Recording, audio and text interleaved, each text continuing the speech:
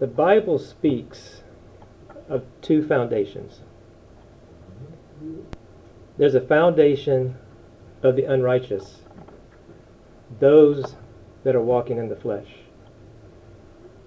In Job, it tells us in chapter 22, verse 15 through 17, it says, "Hast thou marked the old ways which wicked men have trodden, which were cut down out of time, whose foundation was overflown with a flood, which said unto God, Depart from me, and what can the Almighty do for them?" Galatians chapter 5, verses 19 through 21, it tells us the works of these people that are built upon this foundation.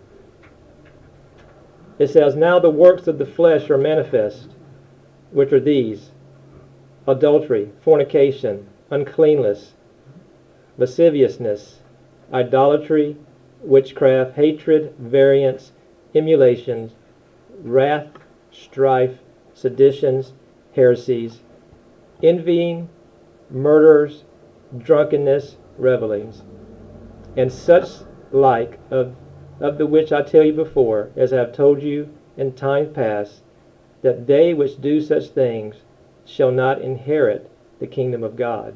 Amen. Another foundation is the foundation of the righteous, those who are walking in the Spirit. 1 Corinthians chapter 3, verse 11 says, "For other foundation can no man lay than that is laid, which is Jesus Christ."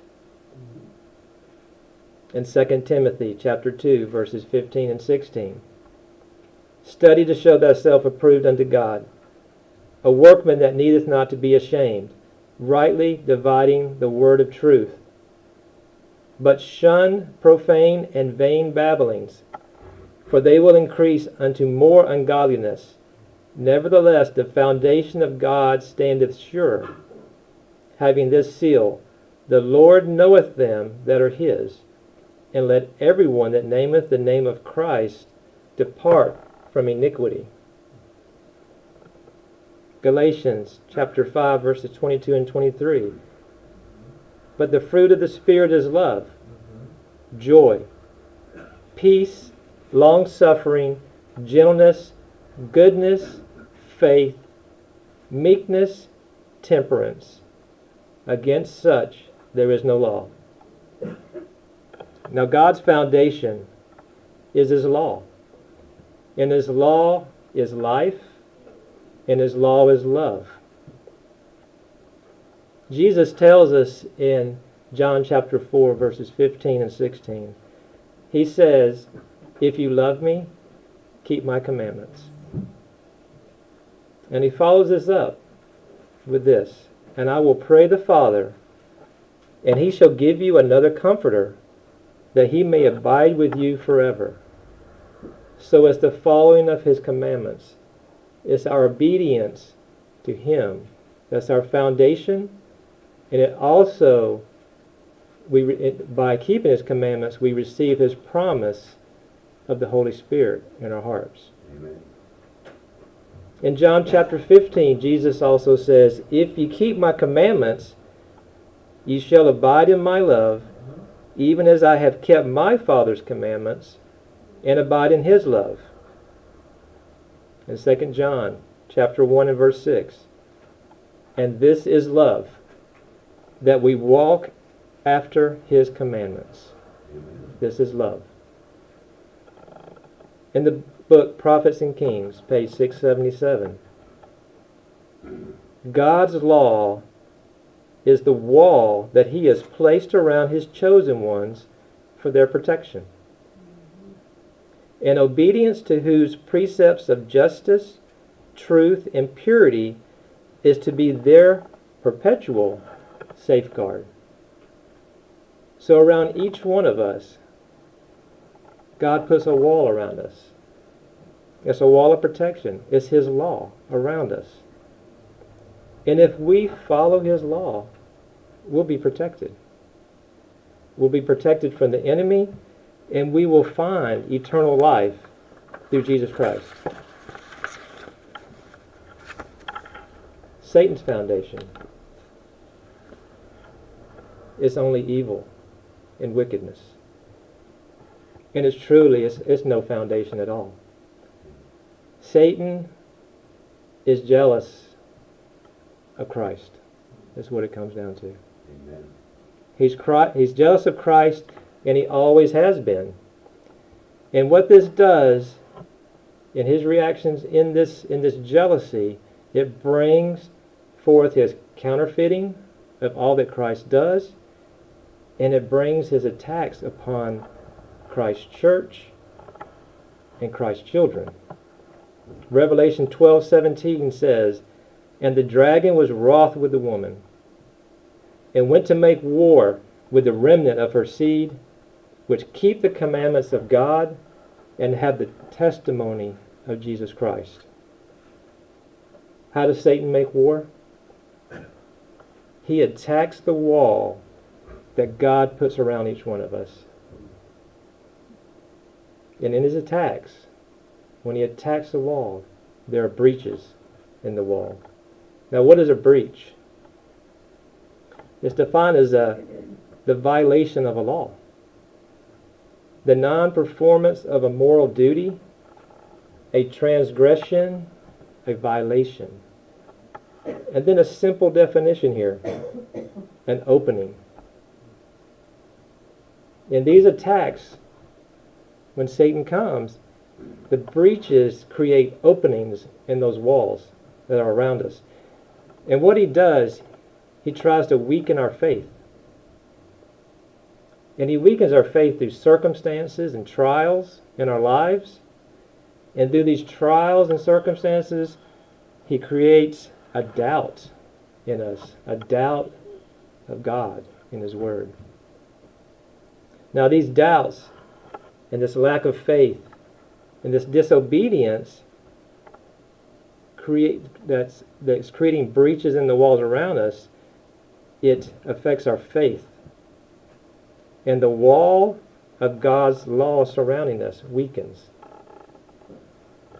And when it weakens and the openings open up, Satan walks in. He walks into our lives. And when he walks into our lives, the wall that Christ has put around us starts to crumble. Amen. And once he's inside, he starts to change our lives Amen. in the wrong direction. When he's inside, we start to compromise. And if we compromise once, soon after that, another compromise will come. And following that, the sin will come. And if we sin once, and Satan is still in there, soon another sin will come. Amen. Psalms 11, verse 3 says, "If the foundations be destroyed, what can the righteous do?" Now God's word says this. Isaiah 62:6. "I have set watchmen upon the walls of O Jerusalem, which shall never hold their peace day nor night. Ye that make mention of the Lord, keep not silence."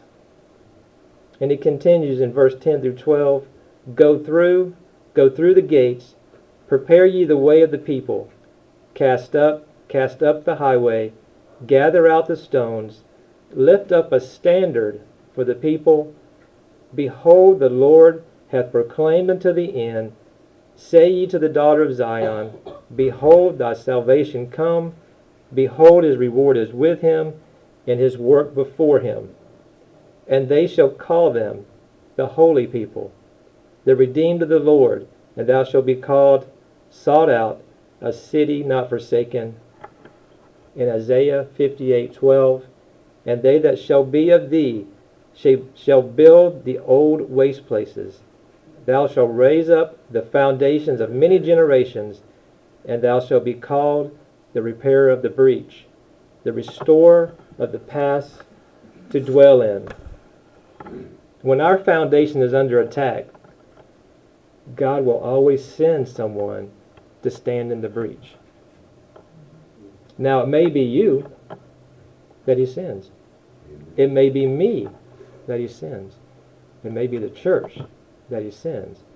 But he's going to send somebody because he loves you and he sees what's happening. The wall that he placed around you is under attack, and if it starts to crumble, he will come. One way or another, he will come. Now, we see many examples in the Bible.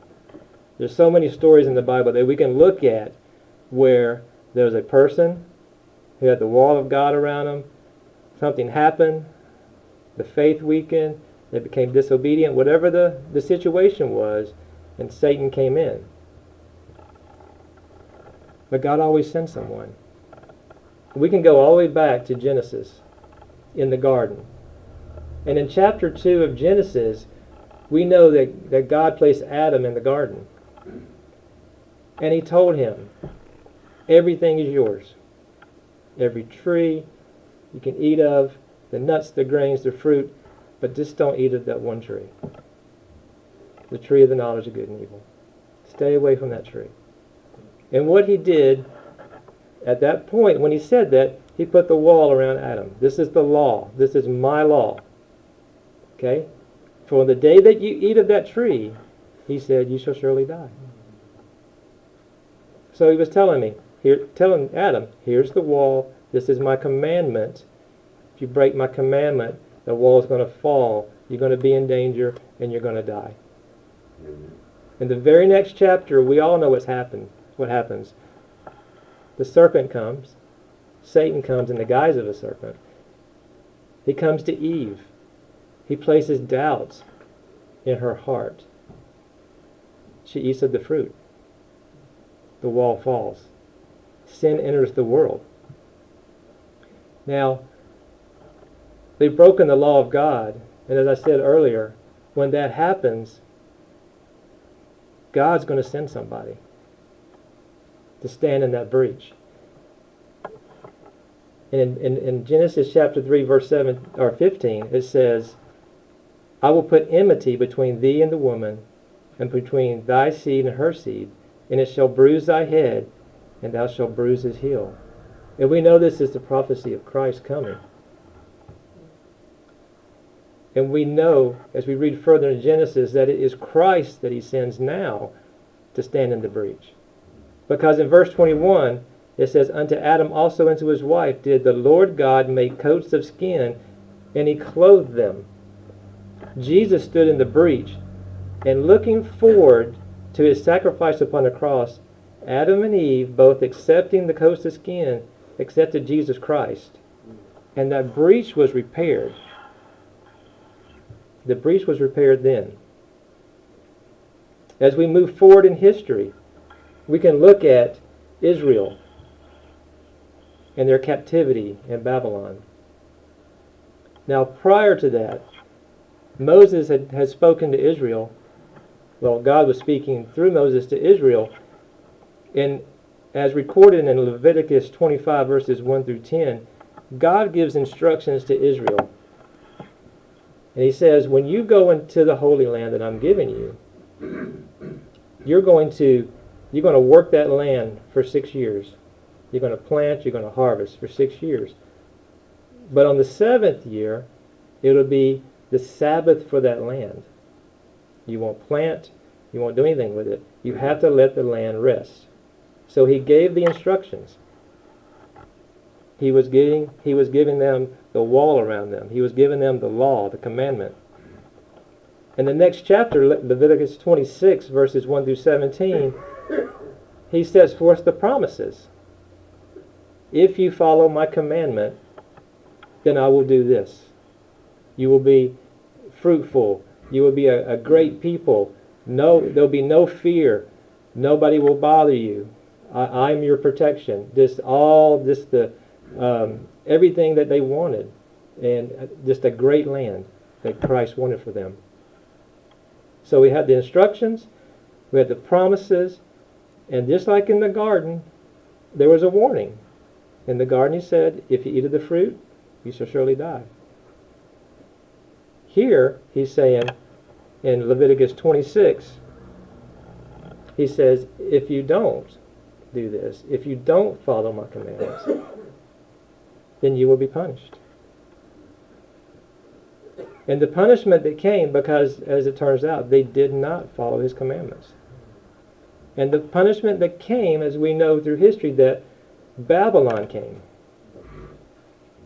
Nebuchadnezzar, as recorded in Daniel chapter 1, Nebuchadnezzar came and attacked the walls, destroyed Jerusalem, and took Israel captive. Because they did not follow the commandment of God. Israel did not honor the Sabbath. And Babylon came and destroyed the walls. And you know what? It wasn't only Babylon that knocked down those walls and destroyed that city. It was Israel's disobedience. It was their weakened faith, their turning away from God, that caused the breaches in the wall. When they started doing that, the disobedience, they invited Satan in, because the breaches upon the walls were openings, and he came in. If they had not turned away from God's commandments, the walls would have never fallen. Amen. The walls would have never fallen. And in fact, Babylon would have never come. Because Israel would have been a great nation. And the nations around them would have feared them. And they would have never come. But they did. Israel was in captivity. The Bible tells us it was 70 years. And as the 70 years drew to the end, Nehemiah was sending up prayers. Daniel was sending up prayers. There was a breach, and somebody had to stand in it. And we had these great men in the Bible that were sending up these selfless prayers. You read of Daniel, and you never read of Daniel sinning in Scripture. But as you listen or read his prayer, what a selfless prayer as he sends his prayer up to God, praying for Israel and their sins and his sins, and Nehemiah was doing the same thing. But God gave Nehemiah purpose. He was working as close to a king as Daniel had been, and King Artaxerxes. And he took him, or told Nehemiah, we're going to go to the king, and we're going to ask for this. Of course, God prepared the king's heart, and he was ready. And he offered Nehemiah the chance to go back to Jerusalem and rebuild and restore Jerusalem. And he actually gave him everything he needed to do it. So Nehemiah was the one to stand in the breach. And he went back to Jerusalem, and he started building the walls with the people that were there. Now, do you think Satan wanted that happening? No, he didn't. And as this was going on, the walls were being rebuilt. Nehemiah was going up and down the walls, giving instruction, making sure everything was going right. But along the horizon, and at every corner he turned, Satan had something for him. Every time there was something coming at Nehemiah. But Nehemiah, he was granted holy wisdom. He was granted discernment. He always knew the enemy was right there with him. And he knew how to respond because of his prayers to God. So Nehemiah stood in the breach. Nehemiah was a watchman upon the wall. And his foundation was built upon Jesus Christ. Now God has set the foundation for Adam and Eve. He set a foundation for Israel. He gave them instructions. He gave them promises. And he gave them what would be the results if they followed the promises. And he also gave them the warnings of what would happen if they didn't follow them. Nothing's changed. Malachi 3:6 says, "For I am the Lord, I change not." Now, this is still going on today. But as we continue from Babylon and Israel going back and rebuilding Jerusalem, we can move forward to the days of Jesus. Now we know when Jesus came to this earth what the condition of Jerusalem was at that time. The walls had been breached. And as Jesus went into the temple of God, Scripture tells us he tossed out the money changers. And he witnessed everything that was going on in there. And he said that his house had been turned into a den of thieves. Imagine the sadness in his heart. Imagine how his heart broke when he saw this. Mark chapter 7, verses 5 through 9, describe Israel as a nation that through their unbelief, traditions, and commandments of man were blinded as Satan attacked repeatedly the walls of Jerusalem. He attacked so much, and the breaches became so big that the people that were there, the Jews, the Pharisees, everyone there, all the truths of God were beginning to be removed, forgotten, overlooked, pushed aside. And in that place, man was putting himself, making his own laws, taking God's laws and just adding to them, making them impossible for people to keep. It was so bad, it got to the point when Jesus came, they didn't recognize him. They didn't know the Savior was here. The nation of Israel rejected Christ and they crucified him. Now it was Christ's perfect sacrifice. It was his blood that made a permanent repair of the breach. It's the wall that he repaired that will never be broken. It will never be broken. But it's a choice for each one of us to come inside that wall. We all have to make that choice. Now as we move forward in time, past the garden, the captivity, Jesus' time, we come to a time after the 1260 years of papal rule, after the Dark Ages. And God's church has come out of the wilderness. They had studied Scripture. They had studied out Daniel 8:14, and they awaited the return of Jesus. They knew he was coming. They read the Scriptures. They found the end of the 2300-day prophecy. And this pointed to the second coming of Jesus Christ in 1844. They came together and they began to repair the breach that was in the walls. Yet God had covered their eyes to a certain point. And Jesus did not return as they had projected. There was a great disappointment. A great disappointment at that time. The wall started to crumble from this group that had waited for them to come. And many of those people came out and left. They came out from behind the crumbling walls and they left, leaving only a small group. That group, though, moved forward. And they listened to God. They studied the Scripture day and night, day by day. And along the way, God gave them a prophet, Ellen White. And at every sticking point in their studies, God gave her a vision. And each time, furthering their studies, repairing the breach.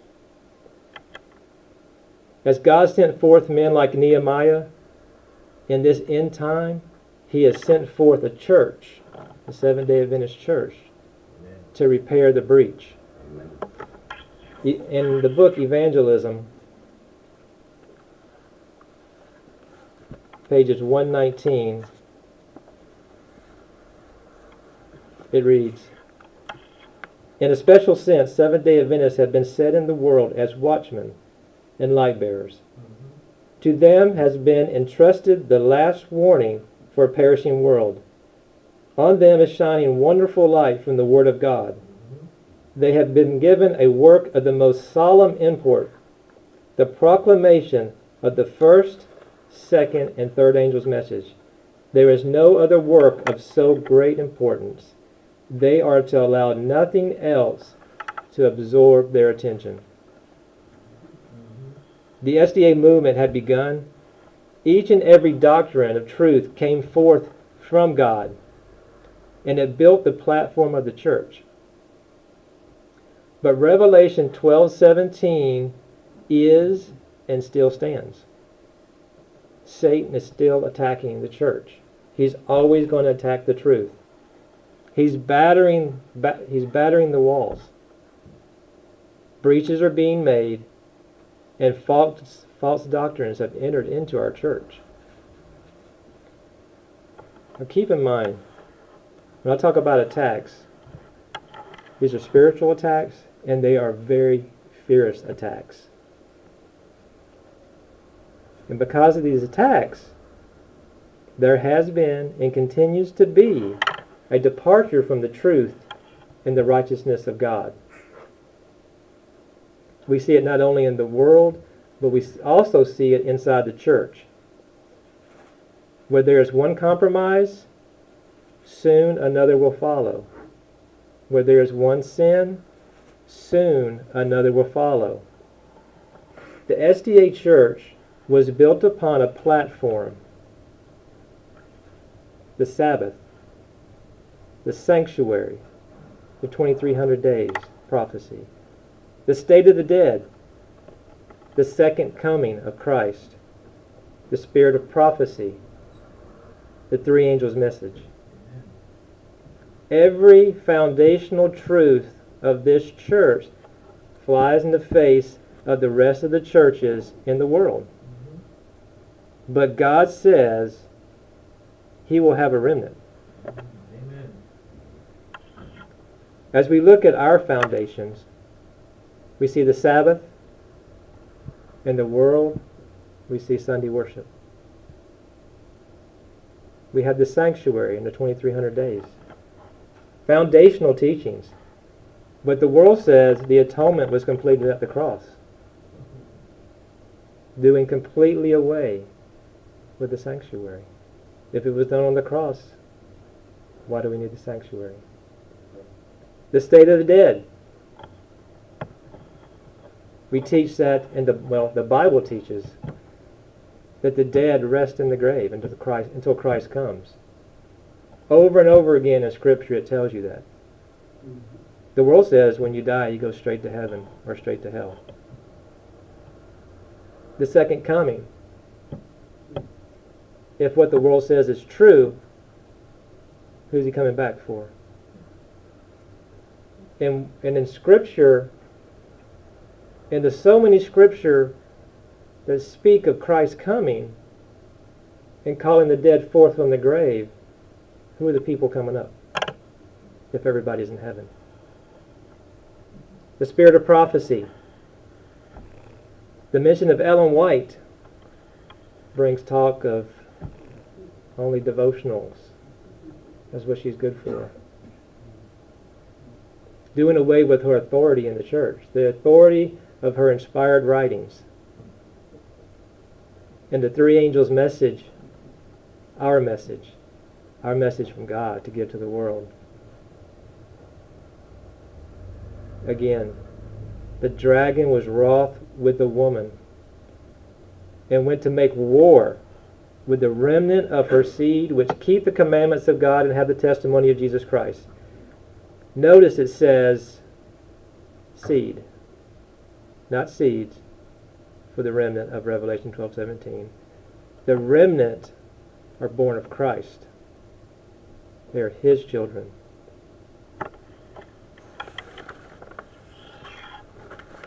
Deuteronomy chapter 7. verses 6 and 7 says, "For thou art an holy people unto thy Lord. The Lord thy God had chosen thee to be a special people unto himself. Above all people that are upon the face of the earth, the Lord did not set his love upon you, nor choose you, because you were more in number than any people, for ye were the fewest of all people." God's remnant has been sent forth to stand in the breach. We are to be the repairers of the breach. Inside the walls of Jerusalem, holding these foundational teachings, the sanctuary, the state of the dead, the 2300-day prophecy, the Sabbath, the spirit of prophecy, the second coming of Christ, the three angels' message, is all been placed in our heart. And these teachings are what we are to teach to the world. It's these truths that are to be proclaimed by the Seventh-day Adventist Church. For God has placed these oracles of salvation in our hands, and he's written them upon our hearts. With these truths, the three angels' message is given. The hour of judgment is come. Babylon has fallen. Come out. And who will you worship? Will you worship the Lamb? Or will you worship the beast? The question he's asking is, where are you? Where are you right now? For the hour of judgment is come. That is a most urgent message that we have to get out. Are you inside the walls of Jerusalem, repairing the breach? Are you one of them inside the walls? Are you repairing the breach? Because Satan's attacking. And there has to be men and women standing with these truths that we have, that God has trusted us with. We got to stand in the breach. We cannot compromise. We've got to stand in the breach. There are many breaches in the wall, allowing many false doctrines to come in. They're coming in God's church.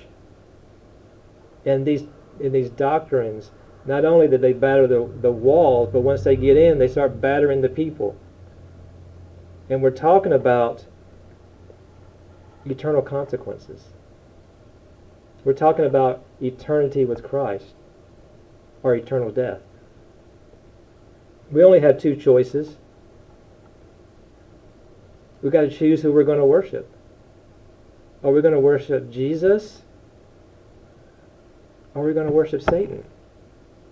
We have to choose whether we're going to be a repairer of the breach and be a part of that first resurrection that comes up with Christ, or are we going to be a casualty of the war and part of the second resurrection into damnation? Who will you choose? This is a question that we cannot avoid. It's a question that's got to be answered. The three angels' message places this question in front of us, and we cannot dismiss it. To dismiss it is death. Amen. As in the days of the Babylonian attack upon Jerusalem, the same is true today, as a lot of Seventh-day Adventists turn away from the truth that God has given them. Amen. The walls of Jerusalem are weakened, and now in so many areas the walls have been breached, as the foundational truths are no longer heard from the pulpits. The doctrines of salvation are being removed, and the walls are coming down. The walls are crumbling. But God says, I have a remnant. I have my repairers of the breach. Amen. And though the church building wall, the actual church building walls may fall, my remnant will stand upon the spiritual walls as a watchman of the approaching enemy that is ever present around us. Amen.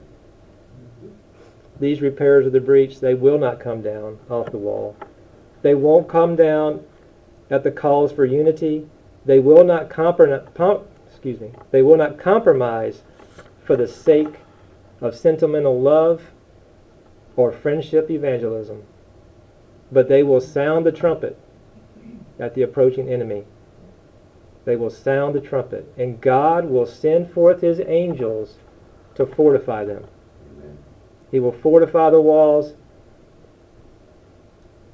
The time is near. The second coming of Christ is near. And as it draws ever closer, Satan's attacks will become more frequent and even more deadly. Amen. The call is going forth. Christ is calling his children. Are you going to stand? Are you going to be a repairer of the breach? When you see a breach, are you going to stand in it? Are you going to stand for Christ? Prophets and Kings, page 678, says, "In the time of the end, every divine institution is to be restored. The breach made in the law at the time of the Sabbath, which changed by man, is to be repaired. God's remnant people standing before the world as reformers are to show that the law of God is the foundation of all enduring reform, and that the Sabbath of the fourth commandment is to stand as a memorial of creation, a constant reminder of the power of God. In clear, distinct lines, they are to present the necessity of obedience to all the precepts of the Decalogue. Constrained by the love of Christ, they are to cooperate with him in building up the waste places. They are to be repairers of the breach, restorers of paths to dwell in." Now God has done his part. He sent his Son, Jesus Christ, to die for us. Amen. He repaired the breach. He repaired the breach. He built his wall around the remnant. What are we doing as his children? What are we doing as God's remnant to stand in the breach, to repair the breach? God can only repair as far as we will allow him. It's our choice. We don't have to step into the breach. Who here is going to be a Nehemiah? Who here? Who's going to stand up on the walls, blow the trumpet when he sees the enemy coming? Who's going to do it? Are we going to do it? Isaiah 62, verse 6. "I have set up watchmen upon thy walls, O Jerusalem, which shall never hold their peace day nor night. Ye that make mention of the Lord, keep not silence." What is that telling us? Christ is in us. Our word coming forth out of us should be the word of God. We should never be silent.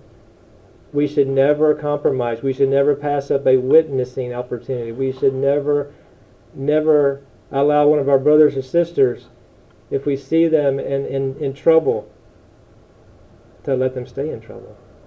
That we should walk over and stand in the breach to help them. That's where we should be. And I have one last question as I close. And each of you can stand if you say yes, or if this is what you want to do. Who here in this room is going to stand in the breach for Jesus Christ? Would you stand with me?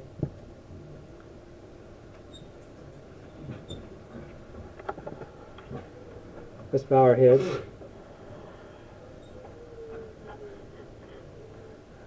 Our dear Heavenly Father, we thank you once again for your holy word. Father, we thank you that from the very beginning, you've never left us. You've never forsaken us. There's not one of us you want to lose. Nobody throughout history. You want each one of us to be with you. Father, so many times there's been disobedience, a lack of faith, so many things in people's lives that has caused a breach, and Satan has come in. And we know when Satan comes in, he's a destroyer. But Father, we know we just have to call out to you. We have to call out to Christ, for he is the repairer of the breach. It is him, Father, that gives us the power and the strength to stand in the breach when he calls us forth. Father, strengthen us day by day. May each one of us start our days with you, walk through our days with you, commune with you, pray to you without ceasing, to never let you go. May each one of us witness to the world these foundational truths that you've placed in our hearts, these truths of salvation, these truths that need and must go to the world, for all must make a choice. Father, we thank you. We thank you, Father, for Jesus Christ, our Lord, our Savior, our High Priest, our King. And we pray this prayer in the name of our Lord and Savior, Jesus Christ. Amen. Amen.